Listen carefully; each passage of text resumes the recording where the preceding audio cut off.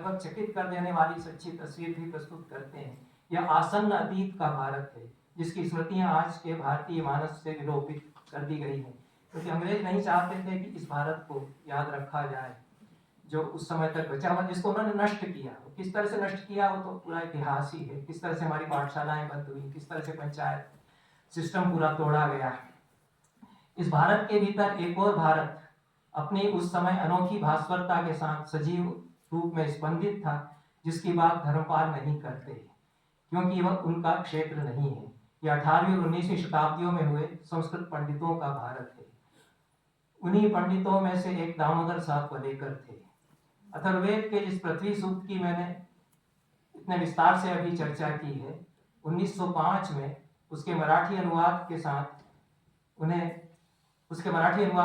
उन्होंने उस पर एक लेख मराठी पत्रिका विश्वरत्न में प्रकाशित किया। इस लेख के छपने से एक तहलका मचा। श्रीपाद दामोदर सातवलेकर बड़ी विभूति, उनके बारे में जानना चाहिए। मेरे पास करीब 150 ऐसे पंडितों के बायोडेटा हैं, उनके बारे में, उनके इंटेलेक्चुअल होराइजन्स के बारे में मैंने लिखा है। जिन्होंने जो काम किया है वैसा दुनिया में किसी ने नहीं किया। उनमें से एक पंडित ने ऐसा काम किया है दुनिया में और कोई नहीं कर सका। एक अकेला पंडित इतने मोटे मोटे 6 खंडों में 19वीं शताब्दी में संस्कृत में इंसाइक्लोपीडिया बनाता है। तारानाथ तत्ववाचस्पति का वाचस्पत्य, उसको हम अभी भी कंसल्ट करते हैं, उसके बिना काम नहीं चलता हमारा। वो अकेला पंडित कर, अच्छा वो भी एक भारत था जो हमने देखा कि हमारी किताबें छपती थी तो ये नहीं थे कंप्यूटर आपके, ये टाइपराइटर भी बाद में आया। हम तो हाथ से लिख करके प्रेस में दे आते थे। जो प्रेस होता था उसमें एक एक अक्षर चिमटे से उठा करके वो प्लेट बनाते थे। वो आप कल्पना नहीं कर सकते थे कैसे किताबें छपी है। हम लोगों की शुरू में जो किताबें छपी है, लेटर प्रेस में जो किताबें छपी है, तो वो उन लोगों ने कैसे काम किया होगा। वो किताब उतने ही समय में छप गई है। जो आज प्रकाशक तो हमारी 2-2 साल रखे रहता है, वो 2-4 महीने में छाप देता था पूरी 150-200 पेज की किताब। उसी तरीके से कि वो एक एक अक्षर उठा करके पहले एक पेज की प्लेट बनाएगा, फिर उससे एक पेज छापेगा और फिर उस तरह से वो 8 प्लेट की वो बनेगा, फर्मा बनेगा या 16 पेज का बनेगा, उससे किताब बनेगी। सातवलेकर ने छोटे से गांव में रहते हुए 400 छोटी और मोटी किताबें लिखी और छपवाई उसी विधि से। सबके प्रूफ भी उन्होंने देखे। तो ऐसा काम वो कैसे कर गए? हम लोग के पास जो इतने साधन है आज के भारत में, हम लोग ऐसा उतना काम क्यों नहीं कर पा रहे? और बड़े आनंद से 102 साल तक जिंदा थे सातवलेकर। 1867 में उनका जन्म हुआ, 1968 में उनका निधन हुआ। 102वां साल उनका चल रहा था। मुझे यह भी सौभाग्य मिला कि मैं उस भारत में भी रहा जिसमें सातवलेकर थे। वो पत्रिका निकालते थे संस्कृत की, और मैं बीए में था तो मैं अपनी कहानियां संस्कृत में उसमें भेजता था। उन्होंने छापी मेरी कहानी, मेरे पिताजी की कविताएं उन्होंने छापी। बहुत अच्छी पत्रिका वो निकालते थे। वो तो बहुत बड़ा काम उन्होंने किया है। वो कांग्रेस के नेता भी रहे, तिलक के साथ भी रहे, वो अलग इतिहास है। लेकिन उनके बारे में जो मैं बता रहा हूँ कि पृथ्वी सूक्त उन्होंने छापा 1905 में। बड़े चित्रकार भी थे वो। जे स्कूल ऑफ आर्ट से उन्होंने ट्रेनिंग ली थी। जे स्कूल ऑफ आर्ट्स उनको नौकरी ऑफर की, यही हमारे यहाँ लेक्चरर हो जाओ। तो उन्होंने कुछ दिन नौकरी की, फिर अपना हैदराबाद में स्टूडियो बनाया। उसमें भी उनकी काफी आमदनी होती थी। उस जमाने में लाख रुपए कमा लेते थे। लेकिन वो सब चलता रहा। उन्होंने ये लेख जो छपवाया वो 1905 में मराठी एक पत्रिका में, ये अथर्ववेद के पृथ्वी सूक्त पर उन्होंने एक लेख छपवा दिया। उसमें अनुवाद भी किया उन मंत्रों का, जैसे मैंने कुछ टूटा-फूटा अनुवाद आपके सामने पढ़ा है। और उसके बाद उसी लेख को पुस्तकाकार उन्होंने छपवाया 1906 में वैदिक राष्ट्रगीत के नाम से। इस पुस्तक की 2000 प्रतियां मुद्रित कराई गई हैं। आप मेरे लेख की कितनी छापेंगे पुस्तिका मुझे पता नहीं है, लेकिन उसके सातवलेकर के लेख की उस जमाने में जिस छपाई उस तरह से होती थी। मराठी में 2000 उन्होंने प्रतियां छपवाई, जिसमें से 500 बटी और 1500 अंग्रेजी शासन ने जब्त कर ली। इसी पुस्तक का हिंदी अनुवाद इलाहाबाद से सातवलेकर ने छपवाया। इसकी 3000 प्रतियां छपी, सारी की सारी इलाहाबाद में ही जाकर के पुलिस से उन्होंने जब्त करवा ली। ये केवल पृथ्वी सूक्त पर लेख था, उसका अनुवाद उसके मंत्रों का इसमें था।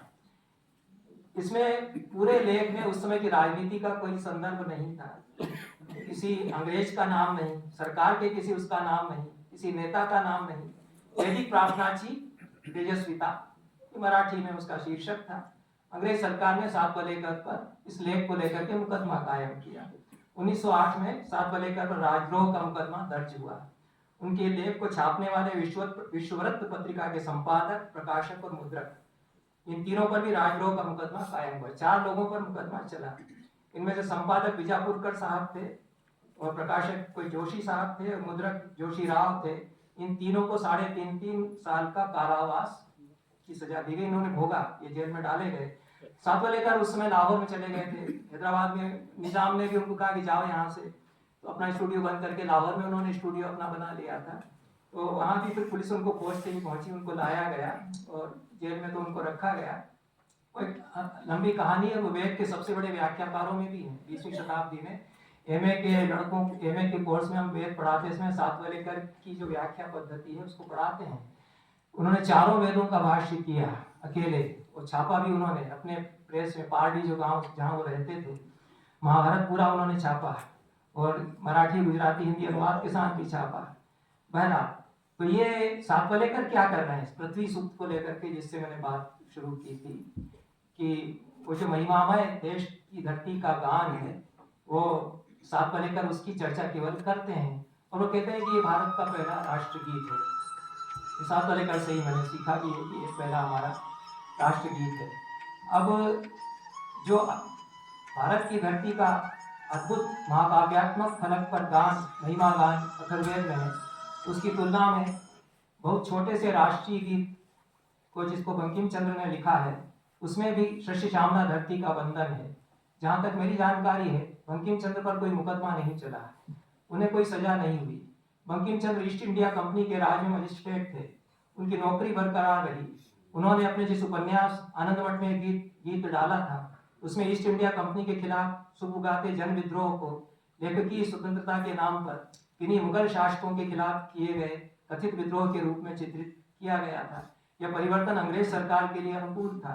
सात वलेकर का लेख, जिसमें अंग्रेज सरकार और उस समय के भारत का कोई जिक्र न था, अंग्रेज सरकार को नागवार गुजरा, क्योंकि सात वलेकर ने पृथ्वी सूक्त की व्याख्या में उस भारत को साकार कर दिया था जिसमें सभा और समिति जैसी संस्थाओं के द्वारा स्वराज और लोकतंत्र की व्यवस्थाएं फल फूल रही थी।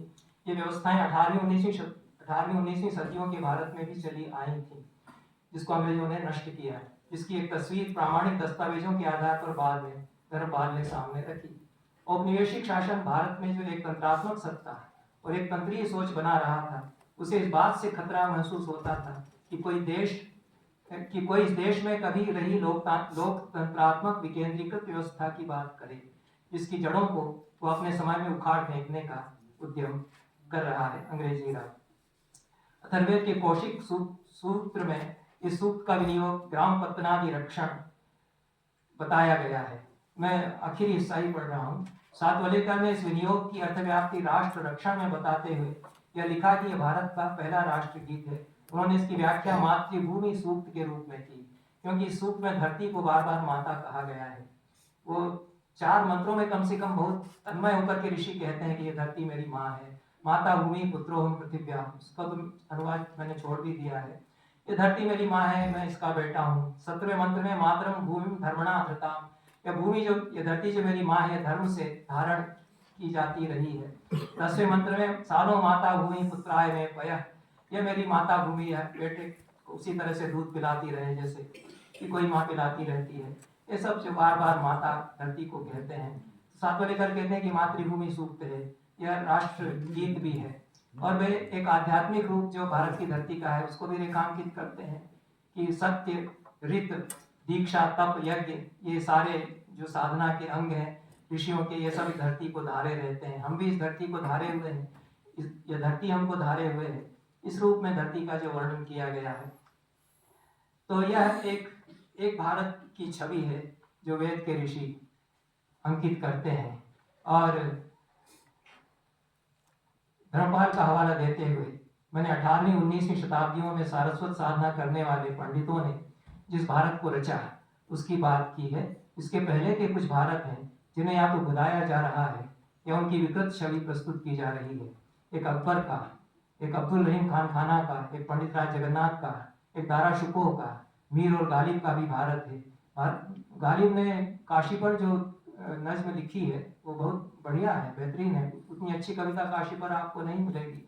भारत के भीतर एक भारत वह भी है जिसे हमारी स्मृतियों से विलोपित कर दिया गया है, जिसे एक सुनियोजित साजिश के तहत हाशिए पर धकेल कर ढक दिया जा रहा है, या उस पर कीचड़ और गंदगी डालकर उसे मेला करके घृणित बनाया जा रहा है।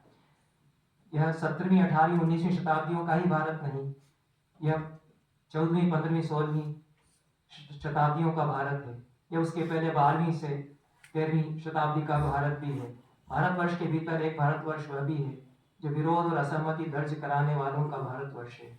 यदि इसे नष्ट कर दिया गया तो निश्चित समझ लेना चाहिए कि भारतवर्ष नहीं रहेगा।